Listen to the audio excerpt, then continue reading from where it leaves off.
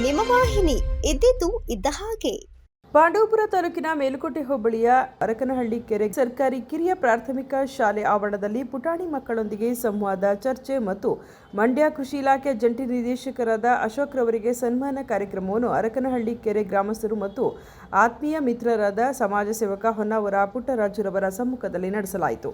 ಇದೇ ಸಂದರ್ಭದಲ್ಲಿ ಕೃಷಿ ಇಲಾಖೆಯ ಜಂಟಿ ನಿರ್ದೇಶಕರಾದ ಅಶೋಕ್ ರವರು ಮಕ್ಕಳೊಂದಿಗೆ ಚರ್ಚೆ ನಡೆಸಿ, ಗ್ರಾಮೀಣ ಶಾಲೆಯಲ್ಲಿ ಓದುತ್ತಿರುವ ನೀವು ತುಂಬ ಅದೃಷ್ಟಶಾಲಿಗಳು. ನಾನು ಕೂಡ ನಿಮ್ಮಂತೆ ಹಳ್ಳಿಯ ಶಾಲೆಯಲ್ಲಿ ಓದಿ ಉನ್ನತ ಹುದ್ದೆಗೆ ಬಂದಿದ್ದೇನೆ. ಪ್ರಸ್ತುತ ವರ್ತಮಾನದಲ್ಲಿ ಇಂಗ್ಲಿಷ್ ಮಾಧ್ಯಮ ಅನಿವಾರ್ಯವಾಗಿದೆ. ಕನ್ನಡದ ಜೊತೆ ಇಂಗ್ಲಿಷ್ ಭಾಷೆಯನ್ನು ರೂಢಿಸಿಕೊಂಡು ಗ್ರಾಮ ತಮಗೆ ಶಿಕ್ಷಣ ಕಲಿಸಿದ ಗುರುಗಳು ಮತ್ತು ಈ ನೆಲದ ಜೊತೆ ಒಡನಾಟ ಇಟ್ಟುಕೊಳ್ಳಿ, ದೇಶಕ್ಕೆ ಉತ್ತಮ ಪ್ರಜೆಗಳಾಗಿ ಎಂದು ತಿಳಿಸಿದರು. ಶಾಲೆ ಇದೆ, ನಿಮ್ಮನ್ನು ನೋಡಿದ್ರೆ ನಾನೇ ಇದೇ ರೀತಿ ಸ್ಕೂಲ್ನಲ್ಲಿ ಓದ್ಕೊಂಡು ಹಳ್ಳಿಯಿಂದ ಬಂದಿದ್ದು. ಬಟ್ ಅಲ್ಲಿ SSLCವರೆಗೂ ಇತ್ತು ನಮ್ಮೂರಿನಲ್ಲಿ. ಸೊ ನಿಮ್ಮಂಗೆ ಓದಬೇಕಾದ್ರೆ ಏನಾಗ್ತೀಯ ಅಂತ ಕೇಳ್ತಾರಲ್ವಾ, ನಿಮ್ಮನ್ನೂ ಏನಾಗಬೇಕು ಅಂದ್ಕೊಂಡಿದ್ಯಾ ಮುಂದಕ್ಕೆ ಅಂತ.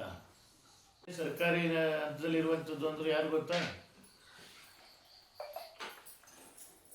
IAS ಮಾಡಿರ್ತಾರಲ್ಲ, ಯಾರು? DC ಜಿಲ್ಲಾಧಿಕಾರಿ ಗೊತ್ತಾ? ಕುಮಾರ್ ಸರ್ ಅಂತ ಇದರಲ್ಲಿ ಅವರು ಸರ್ಕಾರಿ ಶಾಲೆಯಲ್ಲೇ ಓದಿರೋದು. ಸೊ ಸರ್ಕಾರಿ ಶಾಲೆಯಲ್ಲಿ ಓದಿರುವಂಥ ಮಕ್ಕಳು ಪ್ರತಿಯೊಂದು ಕಷ್ಟ ಸುಖಗಳಿಗೆ ತೆರೆಕೊಂಡಿರ್ತಾರೆ. ಮುಂದೆನೂ ಸಹ ಎಷ್ಟು ದೊಡ್ಡ ಕಷ್ಟ ಬೇಕಾದರೂ ಪಡಿಸುವಷ್ಟು ಶಕ್ತಿ ಇರುತ್ತೆ ಅವ್ರಿಗೆ. ಹಾಗಾಗಿ ಸಾಧನೆ ಇಂಗ್ಲೀಷ್ ಮೀಡಿಯಮ್ ಅಥವಾ ಬೇರೆ ಕಾನ್ವೆಂಟಲ್ಲಿ ಓದಿರೋ ಮಕ್ಕಳು ಟಸ್ಸು ಪುಸ್ಸು ಅಂತ ಅವ್ರಿಗೇನೆಲ್ಲ ಕುರಿಗಳ ಥರ ಮುಂದೆ ಒಂದು ಹೋದರೆ ಹೋಗ್ತಾ ಇರೋದು. ಅವರೆಲ್ಲ ಬರೀ ಕೆಲಸಗಾರರಾಗ್ತಾರೆ ಹೊರತು ನಾಯಕರಾಗಲ್ಲ. ಈಗ ನಾಯಕರಾಗಬೇಕು, ನೀವೆಲ್ಲ ಕೆಲಸಗಾರಾಗಬೇಕು. ಹಾಂ, ಬಟ್ ನೀವು ಅದಕ್ಕೂ ಏನು ಕಡಿಮೆ ಇಲ್ಲ ಅಂತ ಎಲ್ಲ ಇಲ್ಲಿ ಉಪಾಧ್ಯಾಯರು ತಮಗೆಲ್ಲ ಚೆನ್ನಾಗಿ ಕಲಿಸ್ಕೊಡ್ತಾರೆ.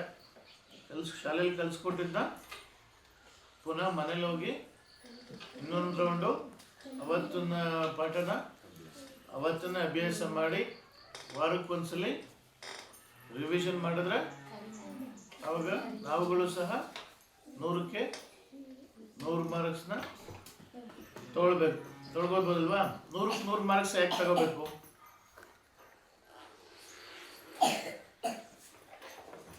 ಪಾಸ್ ಆಗಿದ್ದು 35 ಅಲ್ವಾ? 4ನೇ ಕ್ಲಾಸಲ್ಲಿ ಎಷ್ಟು ಮಾರ್ಕ್ಸ್ ತೊಗೊಂಡಿದ್ರಿ ಡಾಕ್ಟ್ರು? ನಿಮ್ಮಂಥ ವಯಸ್ಸಿದ್ದಾಗ ಯಾರು ಕನ್ನಡದವ್ರು ಇಂಗ್ಲೀಷ್ನ? ಕನ್ನಡದಲ್ಲಿ ಆಗಿದ್ರೆ ಚೆನ್ನಾಗಿ ಓದ್ಬೋದಿತ್ತಲ್ವಾ? ಪಟ ಪಟ ಪಟ ಅಂತ ಇಂಗ್ಲೀಷು ಪುಟ್ಟು ಕಟ್ಟು ಎಲ್ಲದಕ್ಕಿಂತ.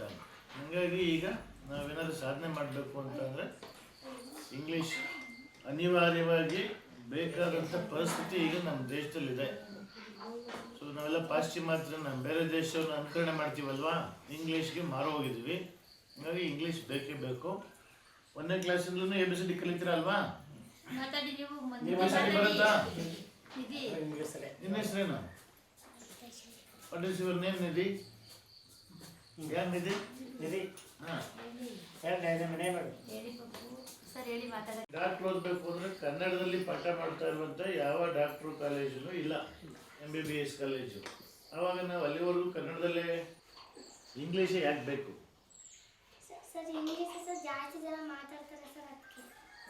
ಈಗ 7ನೇ ಕ್ಲಾಸ್ ಆಯಿತು.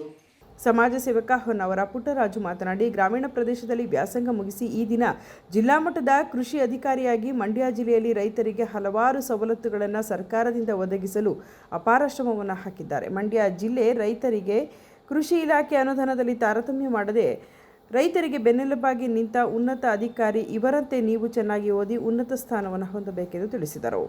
ಜಂಟಿ ನಿರ್ದೇಶಕರಾಗಿ ರೈತರಿಗೆ ಎಷ್ಟು ಸವಲತ್ತುಗಳನ್ನು ಸರ್ಕಾರದಿಂದ ಏನೇನು ಬರುತ್ತೆ ಅದನ್ನು ಬಹಳ ಶ್ರಮದಿಂದ ನಮ್ಮ ಅಶೋಕ್ ಸಾರು ಮಂಡ್ಯ ಜಿಲ್ಲೆಗೆ ಮಾಡಿದ್ದಾರೆ. ಅರ್ಥೈತಿದ್ರೆ ಸೊ ಇದನ್ನು ಹೇಮಂತ್ ನನಗೆ ಭಾಳ ಬಲವಂತ ಸಾಹೇಬರು ಬರೋಕ್ಕೆ ಕಷ್ಟ. ನಿನ್ನೆ ಎಲ್ಲ ಅವರ ಅಧಿಕಾರಿಗಳ ವರ್ಗದಲ್ಲಿ ಕಾರ್ಯಕ್ರಮಗಳು ಮಾಡಿಕೊಂಡು ತುಂಬ ಬ್ಯುಸಿಯಾಗಿ, ಬಟ್ ಹೇಮಂತ್ ಕರ್ಕೊಂಡು ಬರಲೇಬೇಕು, ನಮ್ಮ ಮಕ್ಕಳಿಗೆ ಇಂಥ ಒಬ್ಬ ಅಧಿಕಾರಿನ ಪರಿಚಯ ಮಾಡಿಸ್ಬೇಕು, ಅವರೆಲ್ಲ ಪ್ರೇರೇಪಣೆ ಆಗಬೇಕು, ನೀವೇನೇನು ಅಂದ್ಕೊಂಡಿದ್ದೀರಿ ಅದೆಲ್ಲ ನೀವು ಸಂಕಲ್ಪವನ್ನು ಮಾಡ್ಕೋಬೇಕು. ಈ ಪೂಜೆ ಮಾಡೋ ಬ್ರಾಹ್ಮಣರು ಸಂಕಲ್ಪ ಮಾಡ್ತಾ ಗೊತ್ತಾ, ಏನು ಪೂಜೆ ಮಾಡ್ತಾ ಇದ್ದೀವಿ ನಾವು, ಅದಕ್ಕೆ ನಾವು ಕಂಕಣಬದ್ಧರಾಗಬೇಕು. ನಾನು ಇಂಜಿನಿಯರ್ ಆಗ್ತೀನಿ ಅಂದರೆ ನಾನು ಅದನ್ನು ನನ್ನ ಮನಸ್ಸಲ್ಲಿ, ನನ್ನ ಹೃದಯದಲ್ಲಿ ಮೈಗೂಡಿಸ್ಕೋಬೇಕು. ಆವಾಗ ನಾವೇನು ಬೇಕಾದರೂ ಆಗ್ಬೋದು. ಹಾಗಾಗಿ ಇದುವರೆಗೂ ನಿಮಗೆ ನಮ್ಮ ಜಿಲ್ಲಾಧಿಕಾರಿಯವರು, ಕೃಷಿ ಇಲಾಖೆಯವರು ನಿಮಗೆಲ್ಲ ಉಪದೇಶ ಮಾಡಿದ್ದಾರೆ. ವಿದ್ಯೆ ಅಂದರೆ ಏನು, ಯಾವ ರೀತಿ ಓದಬೇಕು, ಎಷ್ಟು ಎಫರ್ಟ್ ಹಾಕಬೇಕು. ಅದರಿಂದ ನಿಮ್ಮ ತಂದೆ ತಾಯಿಗೆ ಮಾತ್ರ ಕೀರ್ತಿ ಅಲ್ಲ, ಇಡೀ ಗ್ರಾಮಕ್ಕೆ ಕೀರ್ತಿ ಬರುತ್ತೆ. ಎಂಥ ಊರು, ಯಾವ ಊರವರು ಅಂತ ಹೇಳ್ತಾರೆ. ಗ್ರಾಮದ ಮುಖಂಡ ಹೇಮಂತ್ ಕುಮಾರ್ ಮಾತನಾಡಿ, ಇತ್ತೀಚಿನ ದಿನದಲ್ಲಿ ಗ್ರಾಮೀಣ ಪ್ರದೇಶದ ಶಾಲೆಗಳಿಗೆ ಖಾಸಗಿ ಶಾಲೆಗಳು ಮಾರಕವಾಗಿದೆ. ಗ್ರಾಮಸ್ಥರು ಮತ್ತು ಪೋಷಕರು ಸರ್ಕಾರಿ ಶಾಲೆಯ ಬಗ್ಗೆ ಕಾಳಜಿ ವಹಿಸಿ ಮಕ್ಕಳನ್ನು ಸರ್ಕಾರಿ ಶಾಲೆಗೆ ಸೇರಿಸಬೇಕೆಂದು ಕೇಳಿಕೊಂಡರು. 30 ಮಕ್ಕಳು ಯಾವ ಥರ ಅಂತಂದರೆ, ಎಲ್ಲ ನಮ್ಮ ಊರಿನ ಗ್ರಾಮಸ್ಥರೆಲ್ಲ ಹೊರಗಡೆ ಸ್ಕೂಲ್ಗೆಲ್ಲ ಹಾಕಿ ಈ ಸ್ಕೂಲ್ನ ಅಂತ ಮುಚ್ಚ ಹಂತಕ್ಕೆ ತಂದುಬಿಟ್ಟಿದ್ರು. ಅದನ್ನ ನಾವೇನು ಮಾಡೋದು, ತಿರ್ಗಿ ಎಲ್ಲ ಗ್ರಾಮಸ್ಥರೆಲ್ಲ ನಾವು ಕ್ರಮ ತಗೊಂಡು ಇದು ಬೇಡ, ಈ ನಮ್ಮೂರು ಸ್ಕೂಲನ್ನು ನಾವು ಮುಚ್ಚಿದ್ರೆ ನಮಗೆ ಇದು ಸರಿ ಹೋಗಲ್ಲ ಅಂತ ಹೇಳಿ ಎಲ್ಲ ಗ್ರಾಮಸ್ಥರು ಮತ್ತು ನಾವೆಲ್ಲ ಜೊತೆ ಸೇರಿ 3 ಮಕ್ಕಳಿದ್ದ ಇವತ್ತು 30 ಮಕ್ಕಳಿಗೆ ತಗೊಂಬಂದು ಒಂದು ಹಂತಕ್ಕೆ ಬಿಡ್ತಾ ಇದ್ದೀವಿ. ಈ ಖಾಸಗಿ ಶಾಲೆಗೆಲ್ಲ ಕಳಿಸಿ ಎಲ್ಲ ನಮ್ಮ ಶಾಲೆನ ಮುಚ್ಚಿಸ್ಬೇಕು ಅಂತ ಅಂದ್ಕೊಂಡಿದ್ದು. ಇವಾಗ ನಾವು ಈ ಒಂದು 3 ಮಕ್ಕಳಿಂದ 30 ಹಂತಕ್ಕೆ ತಗೊಂಬಂದು ಇದೇ ಥರ ಸರ್ಕಾರಿ ಶಾಲೆನ ಉಳಿಸ್ಕೊಂಡು ಹೋಗಬೇಕು ಅಂತ ಹೇಳಿ ನಾವು ಮತ್ತು ನಮ್ಮ ಗ್ರಾಮಸ್ಥರೆಲ್ಲರೂ ಮನವಿ ಮಾಡ್ತಾ ಇದ್ದೀವಿ. ದಯವಿಟ್ಟು ಸರ್ಕಾರಿ ಶಾಲೆನ ಉಳಿಸಿ.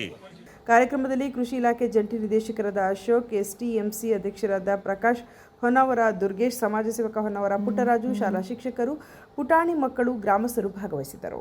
ಸುದ್ದಿ 3 ವಾಹಿನಿಯ ಹೆಚ್ಚಿನ ಮಾಹಿತಿಗಾಗಿ ಸಬ್ಸ್ಕ್ರೈಬ್ ಆಗಿ ಹಾಗೂ ಬೆಲ್ ಬಟನ್ ಒತ್ತಿ.